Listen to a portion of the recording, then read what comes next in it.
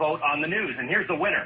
There's a huge, hidden, heavenly body right here in our solar system. Evidence is mounting that either a brown dwarf star or a gas giant planet is lurking at the outermost reaches of our solar system, far beyond the planet Pluto. According to the British newspaper The Independent, the object is 4 times the size of Jupiter. Experts say the presence of such a massive object could explain why a barrage of comets has been coming from that direction. We'll post.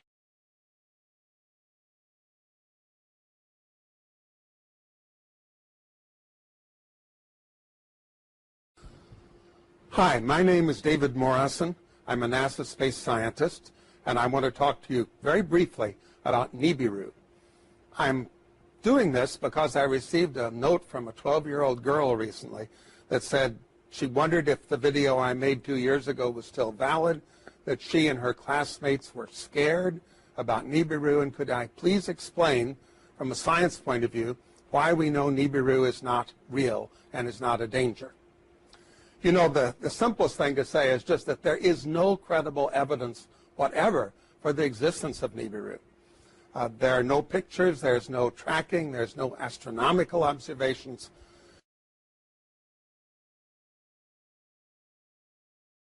Are we being primed, Gordon, for some major announcement? Well, that's the thing is, now, the Zetas say that the Council of Worlds has told the president, you've got to announce it. I say, you know, everyone I tell that to goes, well, I'll eat my hat if the president ever announced that. But if he did, you know, you can speculate that the first thing he would say is Ronald Reagan had an executive order that this is top secret, and every other president signed on, but now I'm going to be the one who's breaking that because everybody has to know. And what would he, well, we're coming up to the break. When we come back, speculate on what you think he would say, okay? With our special guest, Gordon James Gianni Noto. And we're talking about Planet X. Now, he has sent us some interesting pictures that you should get up to coasttocoastam.com and just take a look at them and make up your own mind. And I'll be back in a moment on Coast to Coast AM. If you need to email me, that's George at coasttocoastam.com. Well, next hour, we'll take your phone calls with Gordon James Gianni Noto as we talk about Planet X. And welcome back to Coast with Gordon James Gianni Noto. Gordon, let's speculate a little bit on if there's an announcement of this planet. How will it be announced? Well, there's 2 lines of thought. One is from the Zetas that the Council of Worlds has told the president that he has to announce it.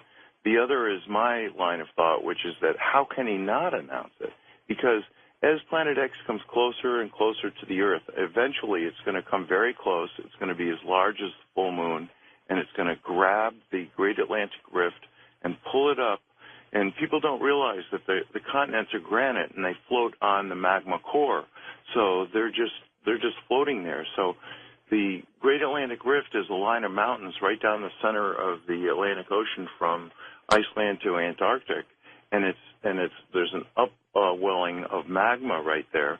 And as the North Pole of Planet X is in line with the sun, as Planet X is in line with the sun, and the North Pole is pointed at the Earth, it's every day when the Atlantic Ocean faces the sun, the Atlantic Rift gets pulled down towards Planet X, and then as the Earth continues to turn, it gets released, because when the North Pole of Earth starts going towards the North Pole of Planet X, then it gets pushed back.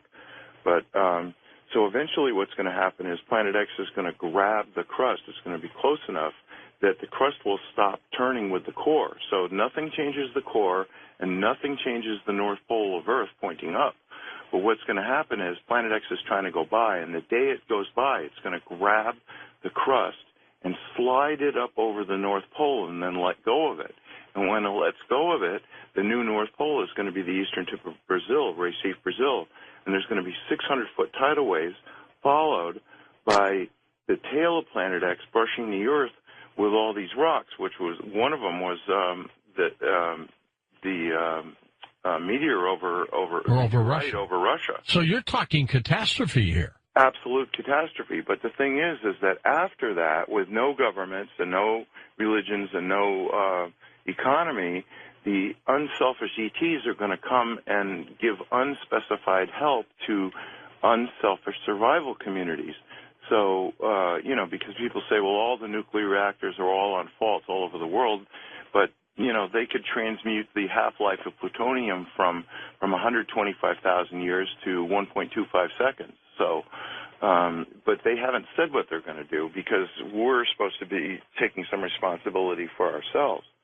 So, what's the timetable on this? Well, see, that's the thing. There isn't a timetable, and that's the number one question everyone asks. Well, when is this going to happen? But the thing is it could happen at any time. The only country that's taken any provision is China, which has built these ghost cities because, remember I had said that the southeastern China plate was going to be sinking. Well, Jakarta, Indonesia, parts of it are 85 feet below sea level. That sinking is almost 70% complete in that tip of the Southeast Asian plate. But all the other earth changes have stopped. And I was talking to Nancy on the phone. And I said, that I heard that these metal boxes were found on the beaches in Oregon and they were vibrating. And I said, I think there's extraterrestrial devices. And Nancy started saying, no, I've told you before, there's no extraterrestrial devices on Earth. And all of a sudden the Zetas broke through Nancy. And speaking through her to me, they said, this is absolutely true. And she later wrote about this. And this was, you remember, people have said, well, there weren't any boxes or it was a hoax or whatever. But it is true. On all the faults of the Earth, there are tens of thousands of these boxes vibrating. And what they're doing is instead of letting the movement of the plates, because the roiling of the magma deep in the core of the Earth is causing these quakes and these other shifts. The north end of South America is going to move to the west. The north end of Africa is going to move to the east. The Atlantic is going to get wider. The Pacific is going to get narrower. So there's all these things. And the Zetas had said there was an event calendar, and 7 was preliminary Earth changes, 8 was massive social change, and 9 was worldwide volcanoes, earthquakes, and sinkings. And so anyway, these metal boxes have put that off, and the reason why is because they want to have the massive social change. And you can imagine if the president does announce it, of course there's going to be massive social change. Well, if it's going to happen, will he announce it? To me, it sounds like he's compelled to. Well, that's my thinking is because when it finally separates from the sun far enough that you can see it with your naked eye. Now, I've said I've gone out, my wife has gone out, I've got hundreds of pictures of 2 suns in the sky that I took myself. Now, if I can do that, then anyone can do that. And, so there it is. There's this bright glowing area. You're not looking at Planet X itself because it's in between the Earth and the sun. So it's like trying to photograph the new moon. You just can't do it. But it's got a 5 million mile long or 10 million mile long. It's really, it's a long tail, twin-stranded, stretching towards the Earth because of static electricity. So Planet X is not going anywhere. It's sitting there. And the clump of 4 planets, the dark twin, Venus, the Earth, and Planet X, are still rotating around the sun, but they're not moving in relation to each other. And the tail is stretched towards the Earth, so that rock that came down over Russia and the other ones that were seen over San Francisco and Cuba and Japan are all from the tail of planet rocks, and there's trillions of them. So this is going to be a big disaster. So when the president announces it, and I mean, I'm not sitting and use the word Planet X because that's the term that the Zetas have used and that is on Zeta Talk is Planet X. That's panic time, right? So they don't want people to run to Google, do a search, and go, oh, look, there's a woman in Wisconsin who's been in telepathic contact with extraterrestrials, because that reveals 2 things. We're about to have giant disasters, and second of all, there are extraterrestrials who have been telling the truth since 1995. So they don't want to do that. So it's interesting that they started talking about it as Nibiru. So I was talking to Nancy, and she's starting to, every time she says Planet X, she goes AKA Nibiru or dash Nibiru or slash Nibiru, so that if anybody does a Google search on Nibiru, they're still going to come up with Zeta Talk. So he's going to say, look, Reagan signed an executive order making it top secret. Every president signed on. But I'm such a humanitarian that I'm telling you that there has been a planet between the Earth and the Sun for 9 years, and why not? I mean, if it separates from the Sun, where every single person on Earth looks up and goes, "Oh my God, what's that?" And the glowing area, the thing that's at the 5 o'clock position, is the tail, which is sort of transparent, translucent, whatever you want to say, because it's a cloud of dust or red iron oxide dust. It's lit by the Sun. And you can see that from Earth. So that's what people are taking pictures of, is the tail of Planet X stretching towards the Earth. And you can't see Planet X itself, but one of these days, when it gets far enough from the Sun, you are going to see it. And then at that day, George, don't you think everyone's going to go, the government couldn't tell us there's a planet? Sure, absolutely. No, and they're never going to believe another word the government ever says again for any reason. Not at all. All right, 6.8 billion people, Gordon, on the planet. How many people may perish? Probably 60% are going to die exactly at the moment of pole shift, and another 30% are going to die from disease and starvation and shock. I mean, what the president should be announcing and saying, listen, we've got to move away from the coastlines. I mean, imagine what a 600... And what's the timetable? Okay. Well, that's the thing is, like, there isn't a timetable. There's an event timetable, but the president has been trying to announce it since last September. So first they tried with the emergency broadcast system. That was all screwed up. That didn't work. And then, believe it or not, I mean, you know, you think if you're president, you can just announce whatever the hell you want. And no, you can't, because there are people, the elite and the rich and the powerful, don't want you to stop going to your job. I mean, if they announced the whole truth, do you think anyone would show up for their job? Pilots, policemen, firemen, truck drivers? No, people would want to be with their friends and family. Right, and they'd all head for Wyoming and Montana and places like that, you know, as far away from the coast as they can. The safe havens. Right, and so you can figure out where... Now, I live on a mountaintop in the middle of the Maine coast because Maine was held down by glaciers, and it's slowly rising, so once the crust comes free of the core, it's just going to pop up another 500 feet. So I'll be doing fine with a 600-foot tidal wave. But Florida, that's actually going to sink. The UK, that's going to sink. Japan is going to sink. So a lot of places, it isn't just a matter of a 600-foot tidal wave. And then, of course, all the ice in the whole world is in the wrong place, so that's going to melt. So the Zetas say the final sea level is going to be 700 feet above present. So the president isn't going to say what's going to happen. He's going to say there's a planet in between the Earth and the Sun, and now this is what I think, and, you know, speculation, because, you know, I'm not privy to the script here, but you know, that he would turn it over to NASA, which would say, yes, there's a rogue planet, but we were prohibited by national security, but don't worry about it. Go back to sleep. If anything's going to happen, we'll tell you. And then maybe they turn it over to NOAA, which is saying, well, this huge Earth wobble is what's causing all this weather. They're never going to admit that global warming and climate change were a lie, because can you imagine the lawsuits? It would bring the whole world to a halt, because how many hundreds of billions of dollars have been spent on reducing fossil fuels? And, you know, the thing is Planet X is roiling the magma, so the magma's circulating closer to the bottom of the crust, so the seafloors are warming, and the ice is melting from underneath. But the actual truth is the Arctic just had one of the coldest winters in years, and the amount of ice that formed this winter in the Arctic is unbelievable. Antarctica's been gaining ice. The top of the Himalayas and a lot of these glaciers are gaining ice. So this whole global warming thing, they're never going to use that phrase again. They would rather die than say global warming. So, you know, I don't know how he's going to put it, but my opinion is he's got to announce it. And meanwhile, the government is doing all these strange things, like ordering 1.2 billion rounds of hollow point ammunition. They're going to arm these Social Security employees, and the National Weather Service employees are all going to be packing with hollow point bullets. I mean, come on, who thinks you know, that's normal? What are they expecting? And you know, of course, there's going to be some people who are going to riot and steal and loot and God knows what. Well, things could be out of control. Right, they could be out of control. But yet, if they do announce it, then people will go, well, this is something that we're all facing together. Let's work together to save as many people as possible. But they've got to do it sooner than later. Now, I live on a mountaintop. I heat with wood. I've got an outhouse. I'm ready for no electricity and no fuel. I live in a forest. I've got wood all around me.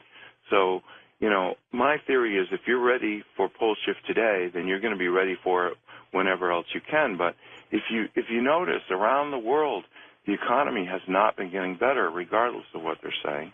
And people are realizing every day that everything they've worked for all their lives is coming to naught.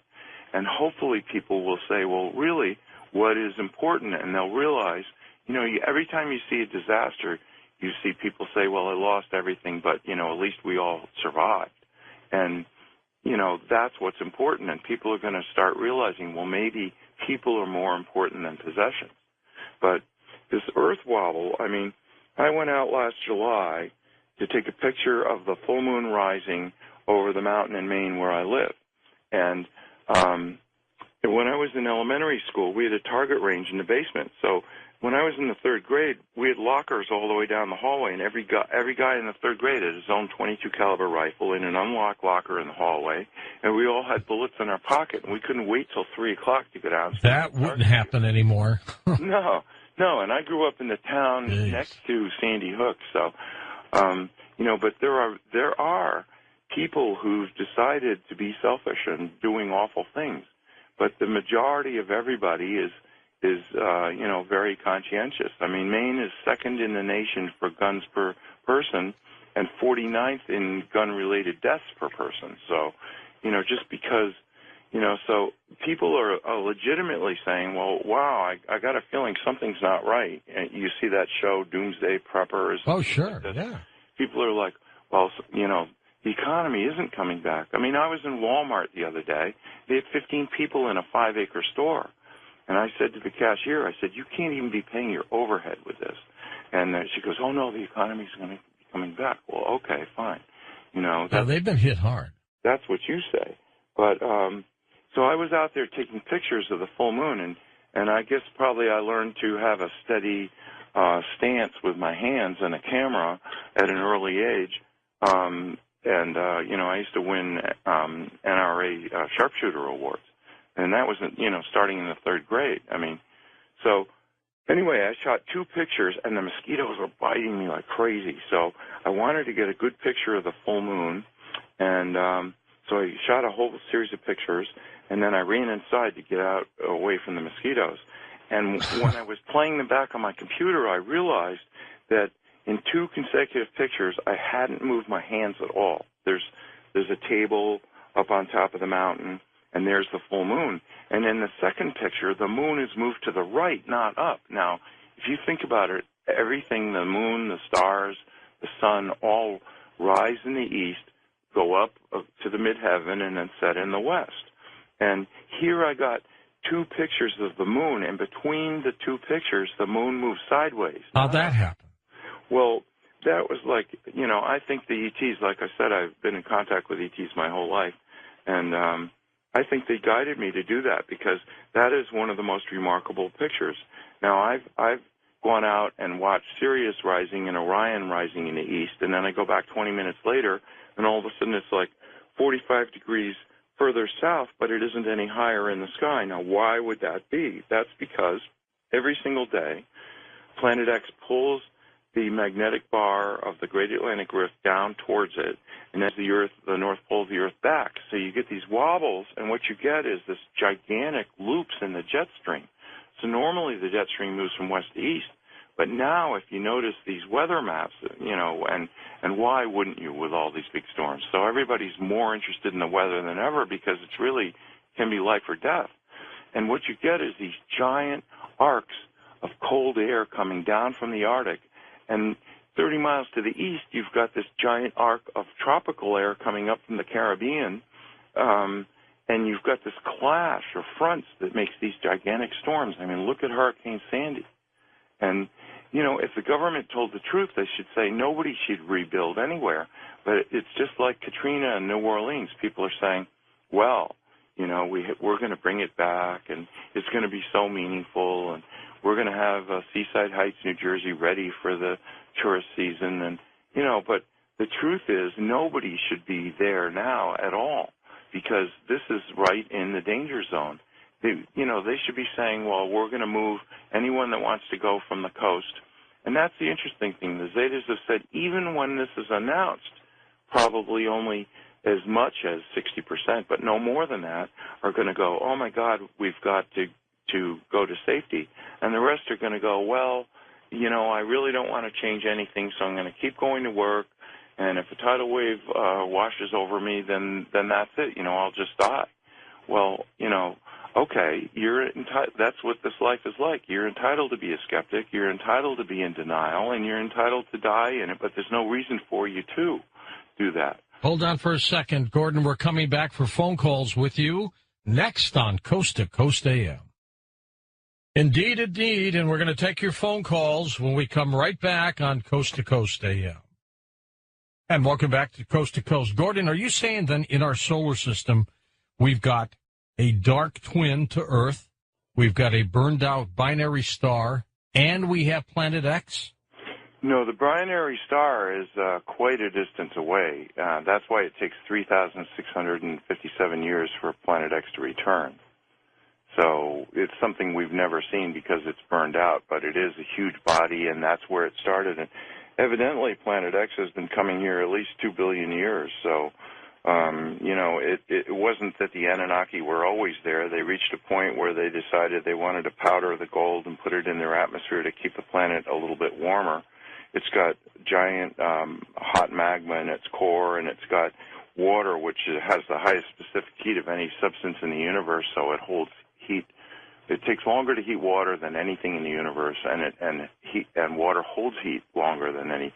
So, but they were getting cold, so that's where the whole quest for gold came from, is from that. And Richard Hoagland has said that, and he's a guest on your show quite often. Quite a bit. He said that Phobos is a spaceship because it's hollowed out and it's got chambers in it because they use ground-penetrating radar. But actually, Phobos is one giant gold nugget, and the Anunnaki, since they came back, have been mining it with robots. That's got to be worth something. Oh, my God. So, if anybody thinks I'm making this stuff up, I mean, go do a search in Wyoming.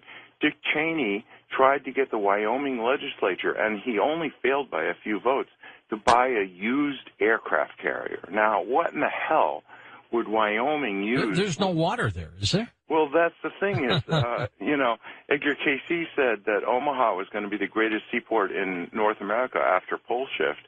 And, evidently he's planning that the Mississippi will split wide, or saltwater will go up to the Great Lakes, and then up the Missouri and the Platte Rivers, and then maybe the Red River. And I guess they were planning to, keep it, in the Great Lakes or in the Gulf, and then float it right up to Wyoming. But you can see why he would want that. It's got nuclear power. It's got a hospital. It holds 5,000 people, and he could load it with fighter strike jets, and be king of the world. And you look at the billionaires around the earth, they're trying to start their own space programs. But the Council of Worlds has said, no, nobody's going to leave Earth and come back as kings of the earth afterwards. No, they're all going to have to go through it. And whether you're a billionaire or not, you're going to have to roll up your sleeves. So, you've heard of the idea of these deep underground bunkers everybody was going to head to. Yeah. But, how well are they going to survive in 10-plus power earthquakes? So they're not. But then, after pole shift, at the hour of pole shift, when the tidal waves start, then everyone's going to, after that, there won't be any earthquakes, so people are going to want to be underground, because how are you going to survive this fall of rocks? Okay, let's go to the phones. You to vote on the news, and here's the winner. There's a huge, hidden, heavenly body right here in our solar system. Evidence is mounting that either a brown dwarf star or a gas giant planet is lurking at the outermost reaches of our solar system, far beyond the planet Pluto. According to the British newspaper The Independent, the object is 4 times the size of Jupiter. Experts say the presence of such a massive object could explain why a barrage of comets has been coming from that direction. We'll post. Planet X is a very controversial subject, but when we study it, we find that it may hold answers to some of life's most perplexing questions. Everything from evolution to how we came about as a species, to current Earth changes and what might lie ahead for us in the future. My name is Robert Sepper, and this video is my attempt to explain some of these mysteries. To understand everything thoroughly, we must start from our past.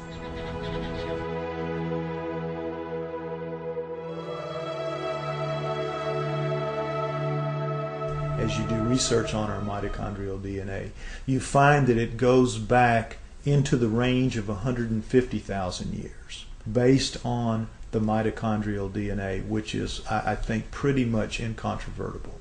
If we're 150 to 200,000 years old, that throws a huge, gigantic wrench into the establishment position that we evolved from creatures that were walking upright approximately 4 million years ago. The early Australopithecines, Lucy, everyone is familiar with her, at around 3.2 to 3.5 million years ago, and they're finding new ones all the time. And all they say is to qualify as human is to be upright walking. If you're an upright walking pre-creature, you're called a pre-human. And even though all of those creatures, right through Neanderthal, from Lucy at 4 million years ago, right through the Homo habilis, Homo erectus, Neanderthal to Cro-Magnon, right up to Cro-Magnon, all of those creatures don't look anything like human beings as we are today. They are as different from us as all back to Lucy and whatever's going to come before her. What could make something change so radically, literally overnight, in anthropological terms, and be anything remotely associated with Darwinism?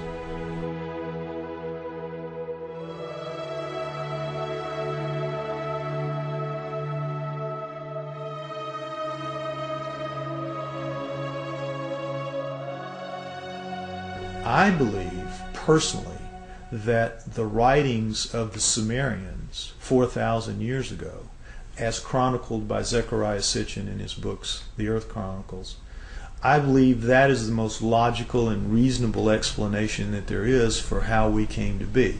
20 some odd years ago, Zecharia Sitchin wrote The 12th Planet. In The 12th Planet, he describes ancient writings and texts by the Sumerians depicting a 3,600-year orbit of Nibiru. But the Sumerians are rarely spoken about in history books. Who were the Sumerians?